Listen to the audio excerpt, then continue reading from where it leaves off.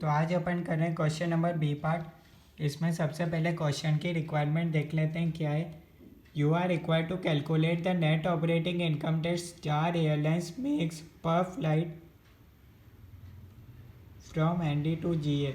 ठीक है, आपको क्या निकालना है, नेट ऑपरेटिंग इनकम निकालना है। किसकी निकालनी है इनकम? स्टार एयरलाइंस कंपनी की निकालनी है। ठीक है, तो अपन को भैया स्टार एयरलाइंस कंपनी का मालिक समझ कर इस क्वेश्चन को सॉल्व करना है। ठीक है, Star Airlines operate a single aircraft of 180 seats capacity between city ND and जीए।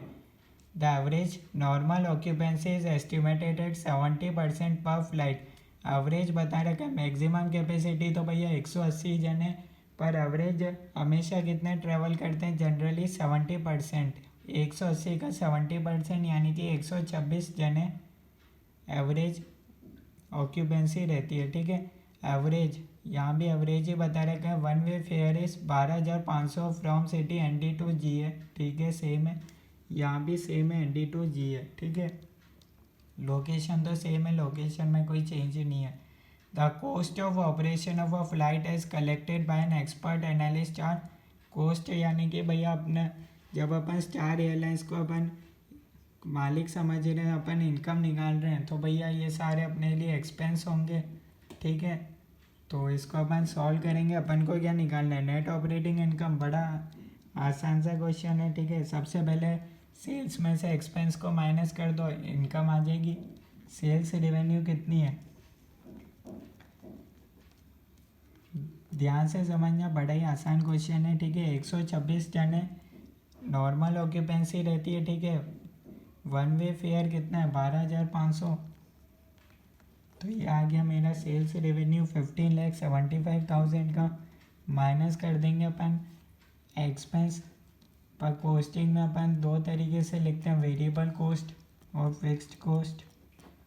ठीक है, सबसे पहले आपको दे रखा है भैया फ्यूल कॉस्ट है पर फ्लाइट। अपन को किस हिसाब से निकालना है?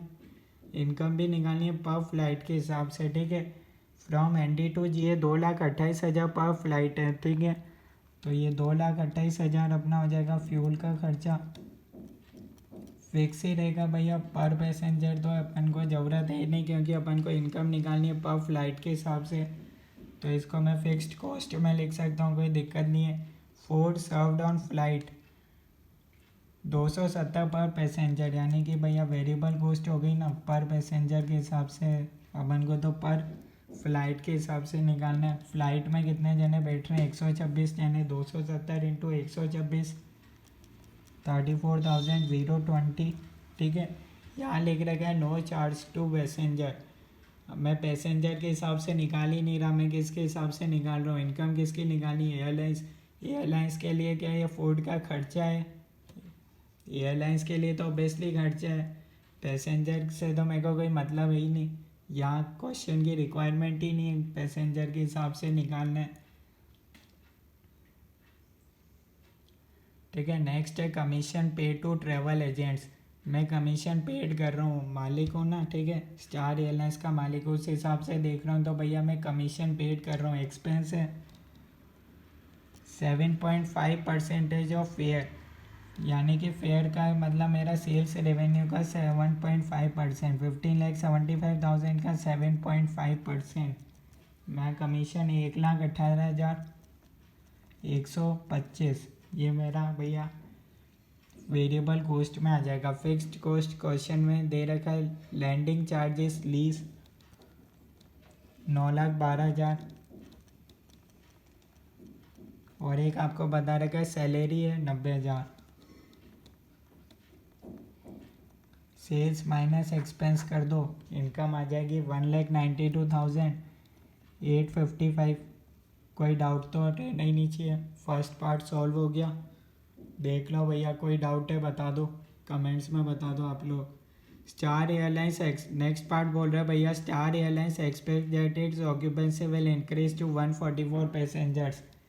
मेरे सेल्स पे अब कितना होगा? 126 की जगह 144 हो जाएगा। If the fare is reduce to 11,670, ये मेरा नया रेवेन्यू हो जाएगा। कितना आ रहा है? 16,80,480।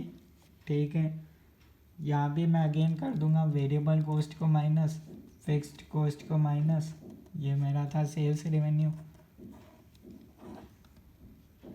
यहाँ फ्यूल कॉस्ट पर फ्लाइट है, और यहाँ नोट में भी लिख रखा है fuel cost assume that fuel cost are unaffected by actual number of passengers on a flight, यानी कि भैया सेम रहेगा 2,28,000।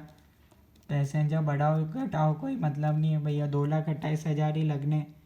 नेक्स्ट है फूड, 270 पर पैसेंजर, अब कितना हो गया 144, 38,880। नेक्स्ट है भैया कमीशन 7.5% ऑफ फेयर, अब न्यू फेयर इतना हो गया, इसका 7.5% कितना होगा 1,26,036। और लीज हो जाएगा एक तो, और हो जाएगा सैलरी, ठीक है। फ्यूल को आप इधर लिख सकते हो, फिक्स्ड कॉस्ट में कोई दिक्कत नहीं है, ठीक है। लीज तो सेम ही रहेगा, फिक्स्ड कॉस्ट हमेशा फिक्स रहती है, तो पैसेंजर बढ़ाओ घटाओ कोई फ़र्क नहीं पड़ेगा। यहाँ आपके पास आएगा 2,85,564। अब भैया आपको बोला है एडवाइस